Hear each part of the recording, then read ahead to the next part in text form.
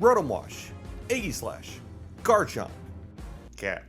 3 of those 4 can easily help propel you to the Master Ball tier. The other one is just going to chew on your grocery bags. Now, if you're an original follower of the channel, then you know that VGC singles, and especially doubles, was not the first competitive format I played for Pokemon. It was Smogon. So this is a pretty big learning curve even for me as well. But I was still able to take a lot of the skills and traits that I learned from Smogon competitive battling and brought it over into VGC singles. And I'm using even a somewhat familiar team that I would casually use in OU for Gen 6 as well. And it works. Now, I'm not going to go on about, oh, this is the best team ever, and that this is going to take you all the way to the champions tier, and that you're not going to have to learn how to predict moves and switch out and use your items, but I feel like the core of these 3 Pokemon right here is going to make it a simpler experience for most people.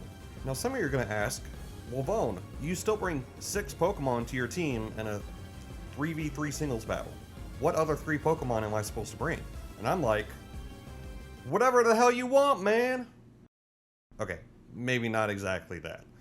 But for the other 3 Pokemon, what I do just to make it really simple and easy is, unless you really want to use them, I bring 3 things that are going to be super weak to Stealth Rocks. The reason being is that your opponent's always going to waste a turn putting Stealth Rocks out. And yeah, it can affect Rotom a little bit, but not Chomp and not Aegislash. They're both weak against it, and Rotom is neutral, so it's not that bad. But if your opponent sees that you have a Charizard and or a Staraptor or another Pokemon that's super weak to rocks, they're going to be wanting to spend their first move or 2 getting rocks out.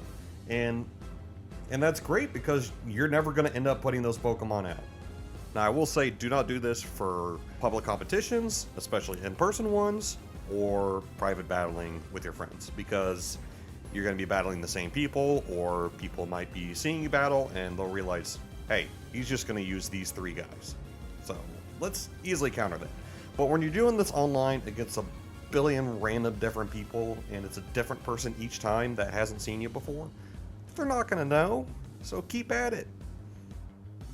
Let's start off with Rotom Wash here. I feel like this is a very user-friendly Pokemon because it's very unpredictable and it only has one weakness, and that's going to be grass. Of course, if you have a Pokemon that comes out and uses Mold Breaker, then that's a little different, especially if they have Earthquake, but they'd have to have Mold Breaker and Earthquake, so it'd have to be like an Excadrill or something like that. You're not really going to run into that much, so Rotom Wash is a really good starter Pokemon for this because you only have to worry about grass types majority of the time. Now, I run this thing bulky at the start. I'm running this with Special Defense and HP EVs. And I really think that's the best way to go because you can easily just burn your opponent. That might be a physical attacker, and that will cover them on the physical defense side. The rest of the moveset is pretty easy. Hydro Pump, Volt Switch. Those are just going to be your 2 main moves that you're typically going to use for the Rotom Wash. Those are still going to be putting off quite a bit of damage, and you know, they're easily going to knock out things like Hippowdon, Garchomp, stuff like that. So I don't really see any other movesets really that are going to help you out a little bit better here.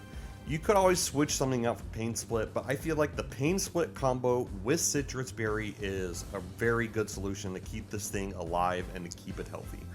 And you're going to be switching out a lot with this, especially you're going to be the second person switching out with Volt Switch. And again, with its only weakness being grass, you have that covered with Aegislash, so not a problem to me. I think this is a great lead-off Pokemon that you can easily Volt Switch out if you don't like what you see majority of the time. Whatever your opponent's bringing out, they don't have anything to one-shot this thing. Or even take half of its HP away after the Citrus Berry and all that. So it's a good, bulky lead-off Pokemon that really helps this team.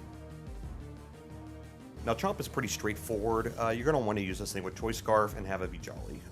I've tried Adamant a few times just to get some extra damage, but there's been a few Pokemon along the way that have still outsped this thing, and it's been a problem doing that. So At the end of the day, Chomp is bulky enough to maybe take an extra hit or two from things that are switching out to face it, so I think it's just going to be better to run this thing Jolly Scarf with full speed, full attack EVs.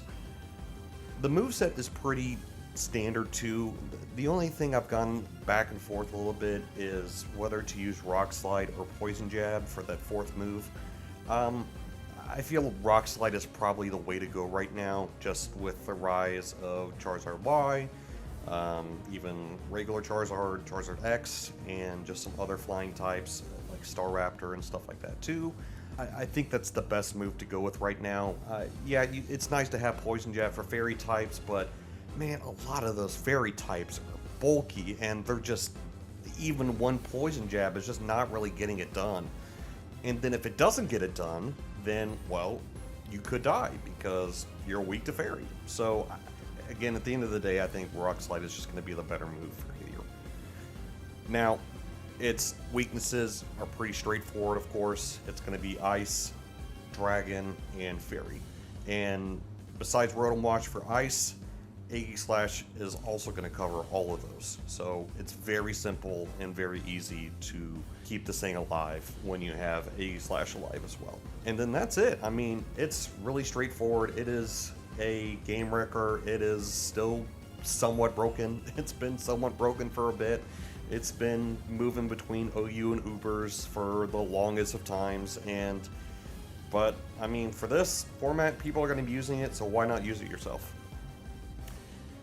Alright, Aegislash is a little tricky. First thing, this thing has been like controversial since it came out in Gen 6. I mean, it's pretty quickly moved to Ubers just because, I mean, it's got priority with Shadow Sneak, it's very bulky, it has insane attack, and its defenses, you know, are going to be just fine once you can put up King Shield again. So, yeah, I can see why this was kind of a problem back then. I think there's enough competition with other Pokemon now to where this thing obviously is still a threat, but not as big of a threat as it used to be. But again, this thing complements Rotom Wash's and Garchomp's weaknesses so well by taking all of those out. Ice, Dragon, Fairy, and Grass. Now this thing I've really gone a few different ways with. At this point right now, I am sticking with bulky physical attacker. You could decide to run it as mixed as you want. I would definitely not run it as only special. I would run it as mixed if you're going to do that, because I just feel like you have to have Shadow Sneak on this thing. If you do not have Shadow Sneak, then it's just going to have a hard time getting the job done and taking out some of these Pokemon that are low in HP. So I think Shadow Sneak is a must. I've also gone between Swords Dance and Iron Head. I feel like stat boosting moves, when you're trying to set up and sweep, I just don't know how useful they are in a 3v3 format. If this was 6v6, I would definitely have Swords Dance up more because you can do more damage, but you're bringing this thing out and your opponent only has one Pokemon or two left. So at that point, I just don't really see the need for Swords Dance. I really see the need for Iron Head. Some of these bulky fairies, again, you're just not going to get the job done with Shadow Sneak. And I feel like Sacred Sword is also a must too. So you could try again with doing Shadow Sneak and Iron Head and then running Swords Dance, but I feel like at this point, Swords Dance just isn't as useful in a 3v3 format. If you play doubles, maybe it'd be a little bit more useful there, but I just think that having 3 competitive attacking moves are just going to be a little better for it.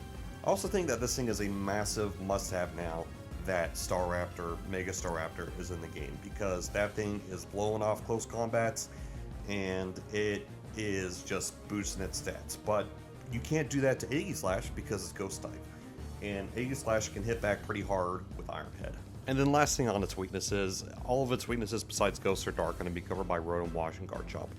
For Ghost type, you got Shadow Sneak, and for Dark type, you got Sacred Sword. And those are both going to do pretty good damage, and Aegislash can take hits from typically both of those types pretty well. And that's about it. I mean, this team isn't perfect. There's going to be Pokemon like Venusaur and others that can wall up against us pretty well. But for a core of these three guys, they do pretty well. And I think you'll have quite a bit of success with them, as I did.